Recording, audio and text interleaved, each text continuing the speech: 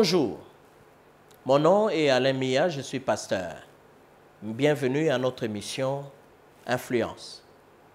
La dernière fois, nous avons évoqué les qualités essentielles dans le leader. Et nous avons vu que dans chaque personne, il y avait toujours des bonnes qualités, des mauvaises qualités. Nous avons souligné le fait que les bonnes qualités devaient être renforcées et les mauvaises qualités devaient être abandonnées. Et nous avons vu qu'il y a un standard des qualités qui sont exigées de la part d'un leader. Et la première qualité que nous avons vue la fois passée était que les leaders devaient faire preuve ou devaient faire montre d'une énergie physique et nerveuse. Et nous avons vu qu'il y avait trois choses qui influençaient la constitution physique et nerveuse. Et nous avons vu que ces trois choses, c'était l'hérédité. Nous avons vu que la deuxième chose, c'était l'éducation et les types d'alimentation qu'on avait reçus primitivement, ça veut dire au bas âge. C'est pour ça qu'on doit veiller à l'alimentation que nous donnons à nos enfants pendant qu'ils sont encore tout petits, parce que cela va déterminer aussi leur constitution physique et nerveuse. Nous avons vu aussi qu'il était important de faire un usage ou un bon usage de notre organisme physique au jour le jour ou au quotidien. Alors, nous avons vu qu'il y avait certaines pratiques que nous devions éliminer. Alors, nous avons vu que les organisations ou des entreprises devaient veiller, ne devaient pas seulement exiger que leurs travailleurs soient tous les jours physiquement au travail et ne devaient pas mettre seulement l'accent sur les travails que devait fournir tel ou tel employé, mais les organisations, les entreprises devaient aussi, au fait, minimiser tout ce qui pouvait, tout ce qui a trait, au fait, à une dépense excessive de l'énergie physique. Donc, les organisations devaient mettre en place aussi un mécanisme qui faisait en sorte que leurs agents pouvaient aussi se refaire de façon physique, parce qu'ils ont besoin des hommes et des femmes qui ont un corps sain et qui ont un mental convenable pour poursuivre les objectifs de l'entreprise. C'est ainsi qu'aujourd'hui, je voulais juste dans quelques minutes dire ce que doit faire une organisation pour favoriser le bien-être physique. Donc une organisation aussi doit travailler, ne doit pas seulement exiger que les gens lui fournissent un travail bien donné, mais une organisation doit aussi favoriser le bien-être physique. Alors, pour favoriser le bien-être physique des gens, le calendrier, premièrement, le calendrier du travail doit leur permettre de se reposer et de réfléchir. Je reprends. La première chose pour favoriser le bien-être physique dans une organisation, le calendrier de travail doit leur permettre de se reposer et de réfléchir. Deuxièmement, le calendrier de travail doit leur permettre d'avoir des congés et des vacances.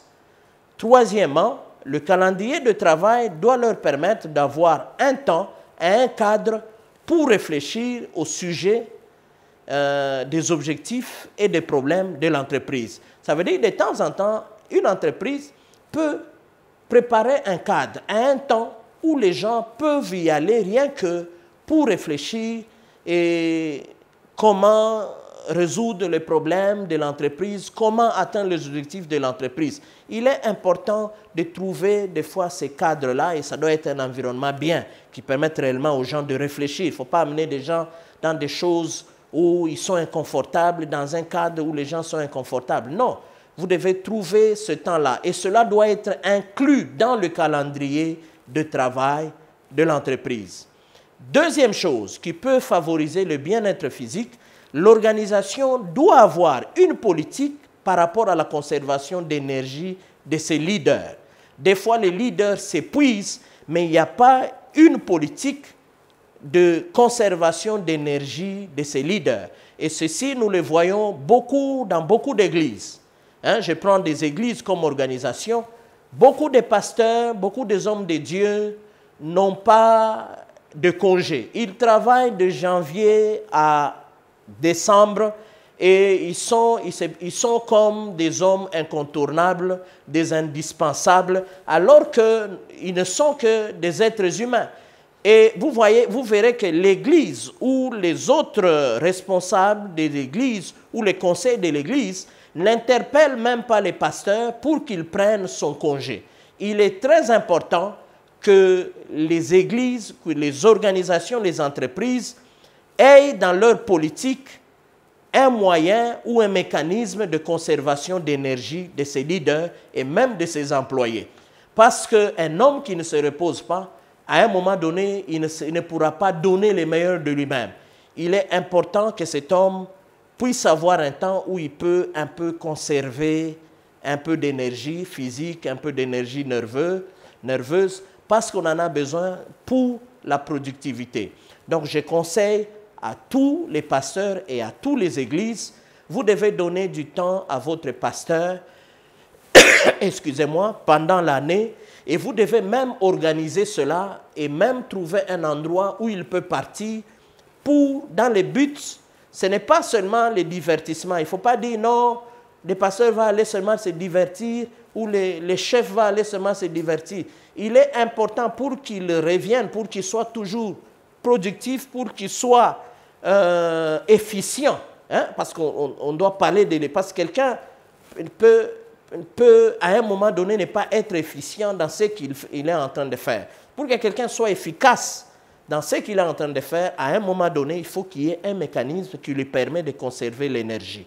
Et cela doit être organisé en sorte que quand il revient pour travailler après même un temps de congé, après un temps où il s'est refait mentalement ainsi que physiquement, il peut rentrer de nouveau au travail et il peut se remettre encore à travailler comme il se doit. Troisième chose que doit faire une organisation, une entreprise pour favoriser le bien-être physique, c'est prévoir un contrôle médical périodique. Prévoir un contrôle médical périodique. Ceci, c'est en vue de s'assurer qu'il ne se développe pas des conditions qui ont des incidences sur son efficacité. Des fois, quelqu'un peut être là en train de travailler alors qu'il y a des conditions dans son corps ou sur le plan physique, sur le plan psychique, sur le plan psychologique qui ont commencé à se développer.